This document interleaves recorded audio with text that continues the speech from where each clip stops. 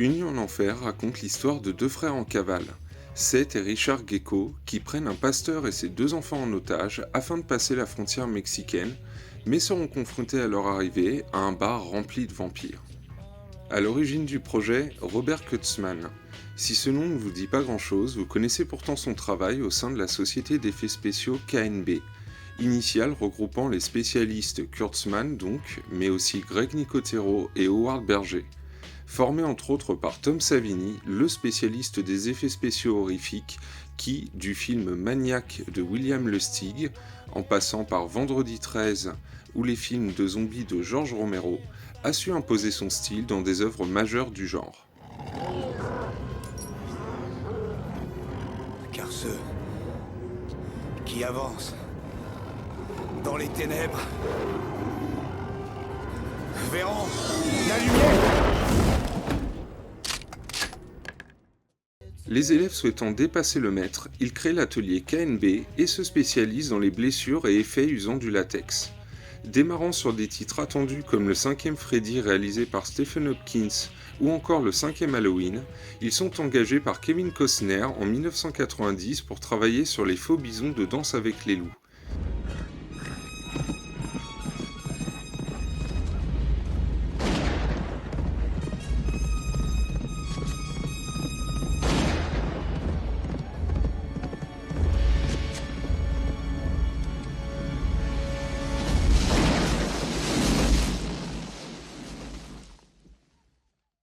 Le trio passe une étape en travaillant sur ce film multi-oscarisé et ils sont contactés par Rob Reiner pour les besoins d'une scène tirée de son adaptation de Misery, une scène de torture qui va rester dans toutes les mémoires.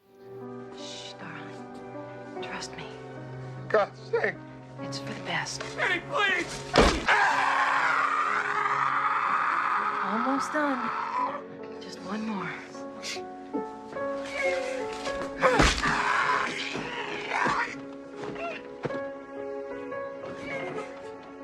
God, I love you. La collaboration avec Quentin Tarantino débute avec son premier film Reservoir Dogs, où KNB doit rendre réaliste de nombreuses blessures par balle ainsi qu'une oreille tranchée à la lame de rasoir pour une scène qui allait vite devenir culte. Très satisfait du résultat, Tarantino engagera KNB pour tous ses films suivants. C'est à ce moment que KNB souhaite développer un film qui serait comme une vitrine pour leur société, un film à effets spéciaux mettant en avant leurs compétences et leurs talents. Robert Kurtzman écrit un traitement d'une dizaine de pages bourré d'idées et commande sur cette base un scénario à Quentin Tarantino chargé de donner de l'épaisseur aux personnages. Le script fait le tour d'Hollywood, intéresse fortement Renny Harlin avant qu'on lui confie la suite de Die Hard, et même Tony Scott à la recherche d'un nouveau projet après le dernier Samaritain. Ce sont ensuite les producteurs des Contes de la Crypte qui se montrent intéressés pour en faire un épisode de la série. Le temps passe et le projet Une nuit en enfer tombe à l'eau après plusieurs faux départs. C'est quoi le truc le plus dingue que j'ai fait? Je voudrais savoir. Non, dis-moi ce que c'est, vas-y. C'est pas le moment, Richie. Je sais, ouais. C'était peut-être au moment où tu pourrissais en tôle et où je t'ai fait sortir, hein. Ah, c'est ça le truc le plus dingue. Et c'était con en plus.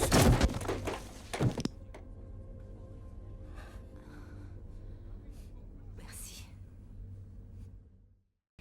Durant ces années, Quentin Tarantino parvient à vendre ses scripts True Romance et Tournée et à réaliser son premier film Reservoir Dogs.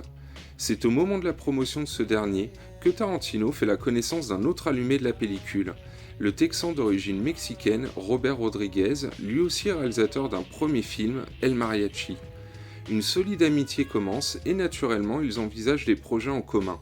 C'est à ce moment que des investisseurs étrangers rachètent le script d'Une nuit en enfer à Robert Kurtzman et proposent à Tarantino de revoir son scénario et lui confient la réalisation.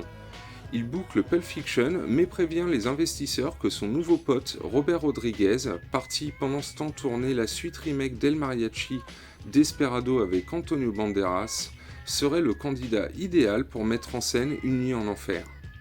Une fois associé au film, Rodriguez souhaite apporter sa patte à l'histoire.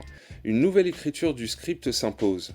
Restant proche de ses racines mexicaines et de toute la culture sud-américaine, il ne souhaite pas conserver le concept initial avec des vampires européens qui déboulent miraculeusement dans un bled paumé.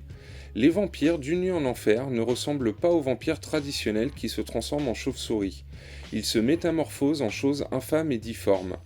Ici, la qualité physique des créatures de la nuit découle d'une mutation. Plus la qualité du sang qu'ils absorbent est médiocre, plus leur transformation s'avère horrible et repoussante. Tarantino et Rodriguez ont effectué quelques recherches et sont tombés sur une légende de la mythologie aztèque. Leur civilisation vouait un culte au dieu soleil. Les Aztèques croyaient que le seul moyen d'amener le soleil à se lever tous les matins demandait le sacrifice d'êtres humains, un signe de reconnaissance éternelle. Cette croyance a entraîné la création d'une confrérie occulte pratiquant des actes de barbarie et de cannibalisme. Tarantino et Rodriguez ne tardent pas à faire le lien avec le vampirisme, apportant à leur scénario une vision différente et originale.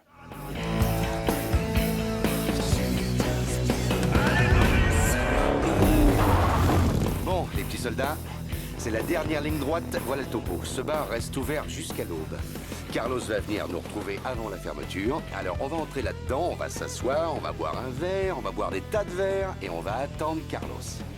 Et puis je vais vous dire un truc, je suis vraiment ravi de la manière dont ça se passe. On se la joue, je te fais pas chier, tu me fais pas chier, c'est le bon état d'esprit. Alors si tout le monde continue à se la jouer cool, et je parle pour toi aussi Richie, tout le monde aura tous ses vœux exaucés. Allez, c'est moi qui régale. Amis de l'agneau nous appelle. En piste. Scénario réécrit et finement peaufiné, ils peuvent passer à l'étape suivante et indispensable, la recherche des acteurs et actrices capables d'incarner une brochette de personnages hauts en couleur. Quentin Tarantino se réserve le rôle du cadet des frères Gecko, Richie, psychopathe à la gâchette facile. Pour l'aîné, Seth, la matière grise des frangins mafieux s'avère plus compliquée à trouver. D'abord proposé aux habitués des films de Tarantino, Tim Roth, Steve Buscemi ou encore Michael Madsen ont cédé leur place suite à des emplois du temps incompatibles. John Travolta, remis en avant après son rôle de Vincent dans Pulp Fiction, refuse poliment d'être embringué dans un film de vampire. Le rôle échoue finalement à George Clooney, un acteur d'une trentaine d'années que Tarantino découvre dans la série Urgence, série à grand succès produite par Steven Spielberg. Pour Jacob Fuller, le pasteur ébranlé dans sa foi, la production n'hésite pas un instant à sortir un nom de son chapeau, Harvey Keitel, qui a déjà travaillé 2 fois avec Tarantino sur ses films Reservoir Dogs et Pulp Fiction. Ce choix obligera George Clooney à muscler son jeu pour assurer son statut de mâle alpha face au charisme naturel de son prestigieux partenaire.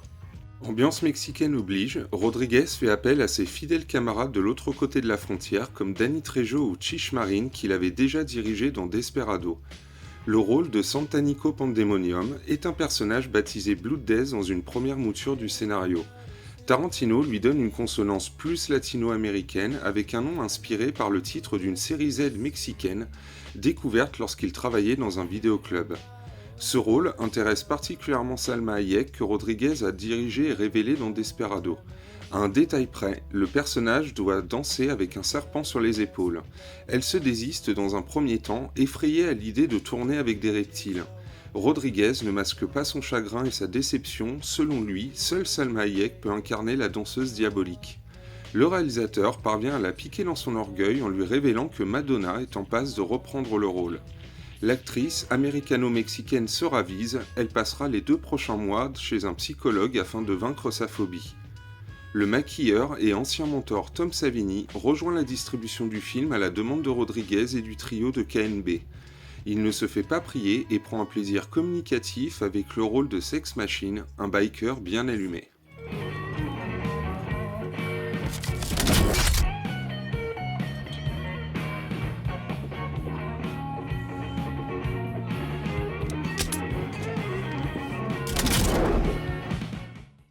D'autres visages tout droit sortis des séries B des années 70 complètent le casting.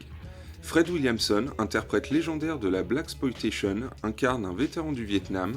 John Saxon, acteur incontournable du western spaghetti et surtout connu pour son rôle dans Les Griffes de la Nuit de Wes Craven, fait une apparition en agent du FBI. Tarantino et Rodriguez réservent également une petite apparition à Michael Parks, en début de film avec le rôle du shérif Earl McGraw. Rôle qu'il reprendra dans Kill Bill, mais aussi dans le futur projet commun des 2 auteurs, le doublé Grindhouse comprenant Boulevard de la Mort et Planète Terreur.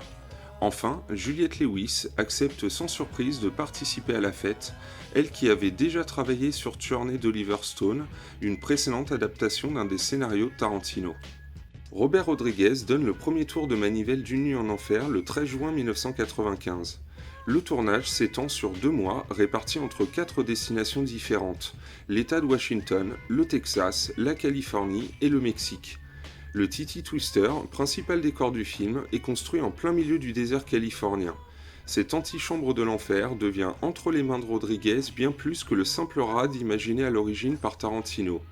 Le cinéaste demande à son équipe de s'inspirer de la mythologie maya et de ses suceurs de sang démoniaques pour décorer le bar. Waouh! Le genre de bar où je me sens à l'aise!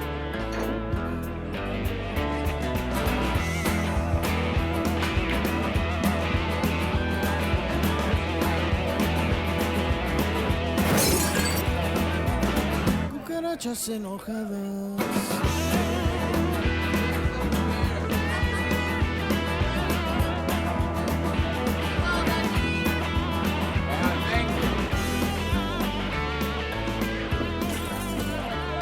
Je vais devenir un habitué!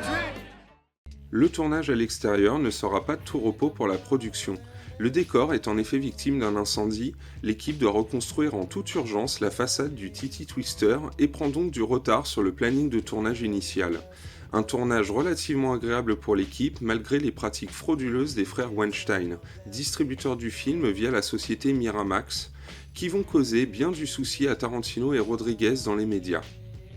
Lorsque l'Alliance internationale des employés de scène de théâtre et de cinéma, l'IATSE, découvre que Miramax a employé des techniciens non syndiqués et donc plus malléables pour réduire les frais de tournage à la frontière mexicaine, l'organisation appelle donc à la grève. Tarantino, nouvelle coqueluche d'Hollywood après le succès de Pulp Fiction, est carrément accusé par la presse de se remplir les poches sur le dos de techniciens surexploités et sous-payés. Le tournage est momentanément interrompu. Des négociations sont alors entreprises afin de pouvoir mettre un point final au tournage et garantir aux techniciens, entre autres, de bénéficier d'une assurance maladie. Sorti en 1997, le documentaire Full Tilt Boogie revient en détail sur cette affaire. Les making-of ne sont en général que des pubs orchestrés par les studios pour vendre le film, inciter les gens à y aller. On y voit plein de stars. Ils ne montrent jamais les problèmes sur le tournage, qui font partie intégrante d'un film. Tous les films posent des problèmes. Enfin, moi, je préfère parler de défis à relever. Vient ensuite le tournage de l'un des points culminants du film, la danse de Salma Hayek, point pivot à partir duquel le film de gangster laisse la place au fantastique et à l'horreur. Rodriguez ne donne qu'une seule directive à son actrice fétiche, se laisser porter par le rythme de la musique. Il réutilisera cette méthode 10 ans plus tard lorsqu'il tournera la scène de danse avec Jessica Alba pour les besoins de son film Sin City, adaptation de la bande dessinée de Frank Miller.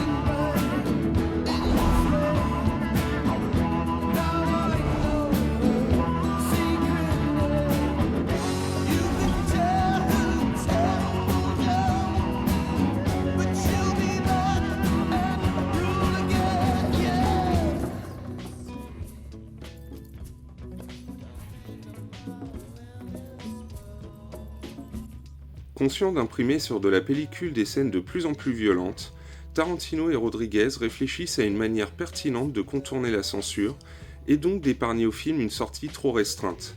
Remplaçant les effusions de sang par du verre, le moindre soupçon de réalisme est balayé dans une deuxième partie envisagée comme un pur divertissement par les auteurs et KNB. C'est dans cette partie que KNB va déployer tout son talent et ainsi renouer avec les intentions d'origine du projet. De nombreuses créatures sont fabriquées et un soin particulier est apporté au look des vampires. À l'origine, le massacre final devait être plus long, mais certaines idées ont disparu au montage, toujours dans le souci de contourner la censure.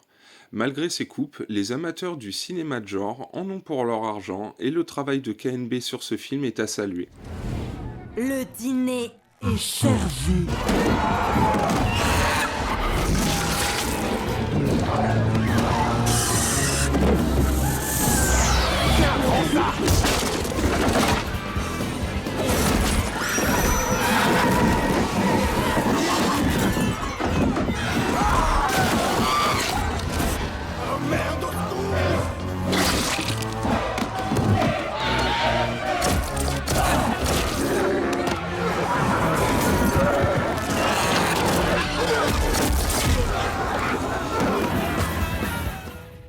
Unis en enfer est un film bourré de références, avec par exemple le film Assaut de John Carpenter imprimé sur un t-shirt, les jeux vidéo Castlevania lorsque Tom Savini tue des vampires à l'aide d'un fouet, ou encore la scène culte d'Indiana Jones et le Temple maudit avec le cœur arraché à la main. Tarantino et Rodriguez insèrent également des éléments de leur propre univers, avec la marque de tabac Red Apple et le fast-food Kahuna Burger pour le premier, ou le pistolet utilisé par le personnage de Sex Machine déjà présenté dans Desperado. Wow. Saved my life more than once. Le tournage s'achève le 20 août 1995. Rodriguez dispose alors de 6 mois pour venir à bout de la post-production. Fan de son travail, il frappe à la porte de Frank Frazetta, illustrateur prestigieux qu'on ne présente plus, et passe commande pour une œuvre originale. Affaibli par des crises cardiaques à répétition, Frazetta ne parvient pas à rendre sa commande à temps, mais elle sera précieusement conservée par Rodriguez dans sa collection personnelle. Unis en enfer sort aux États-Unis le 17 janvier 1996. Les critiques, dont l'ensemble mitigé, soulignent la violence de certaines scènes, pendant que Tarantino et Rodriguez annoncent que le film est destiné avant tout aux fans du genre. Le public est quant à lui plus conciliant, bien qu'il ne se précipite pas en salle, comme l'auraient souhaité les frères Weinstein. Pour son budget de 19 millions, Unis en enfer engrangera finalement 60 millions de dollars au box-office mondial. Pour les Weinstein, sa réussite financière a priori correcte ne peut se comparer aux précédents films de leur poulain Tarantino. Pulp Fiction avait effectivement terminé sa course à travers le monde avec plus de 215 millions de dollars de recettes, un record pour une production hollywoodienne indépendante. Propriétaires du titre, les Weinstein vont lancer la production de 2 suites à destination du marché de la vidéo, dont un 3e épisode en mode préquel racontant les origines du Titty Twister et de Santanico Pandemonium. 2 films très inégaux faisant surtout la joie des clients de vidéoclub. 20 ans après avoir porté à l'écran les aventures des frères Gecko, Robert Rodriguez décidera de donner une nouvelle vie à leur périple sanguinolent à l'occasion du lancement de sa propre chaîne câblée El Rey Network. Cette nouvelle série, un reboot, devient même son produit phare en attirant plusieurs dizaines de millions de nouveaux abonnés pour finir par être disponible sur Netflix. Elle se conclura au bout de 3 saisons. Unis en enfer sera une expérience profitable aux personnes impliquées. Si Tarantino obtient une nomination au Razzie Award pour le pire second rôle, il profitera de cette expérience de comédien pour mieux diriger ses propres films, dont le suivant Jackie Brown, avec son casting composé de Pam Grier, Robert De Niro, Samuel L. Jackson, Bridget Fonda et bien d'autres, tous à contre-emploi. Robert Rodriguez intégrera définitivement l'équipe Miramax avec ses films suivants, que ce soit The Faculty, Sin City ou Les Machettes. A noter qu'il signera son premier gros succès pour la firme avec son film d'aventure familial Spy Kids, qui rapportera la coquette somme de 150 millions pour un budget raisonnable de 35. Le studio KNB deviendra un incontournable d'Hollywood qui, du cinéma à la série télé The Walking Dead, aura proposé certains des maquillages et effets spéciaux les plus réussis et originaux du genre. Fin année 2000, les fans seront aux anges d'apprendre que Tarantino et Rodriguez se lancent de nouveau dans un projet en commun 10 ans après Nuit en enfer. Un projet fou, un double film long de 3 heures en hommage au film Grindhouse des années 70 dont Une Nuit en enfer s'était justement inspiré. La planète geek s'affole, surtout que le projet doit être présenté à Cannes devant un public et une critique dite de prestige. Mais ça, c'est une autre histoire sur laquelle nous reviendrons. Somewhere in the middle of nowhere, 2 of America's most dangerous criminals are headed for the border. Earlier today, during a daylight liquor store robbery in Big Springs, the Gecko brothers killed another regular Texas Ranger. That changes the death toll to 16. One night is all that stands between them and freedom. Now, this is my kind of place. But it's going to be one hell of a night.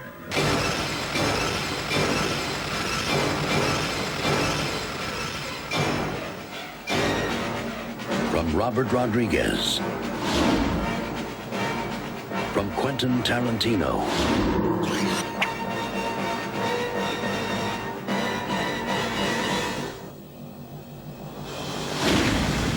From dusk till dawn.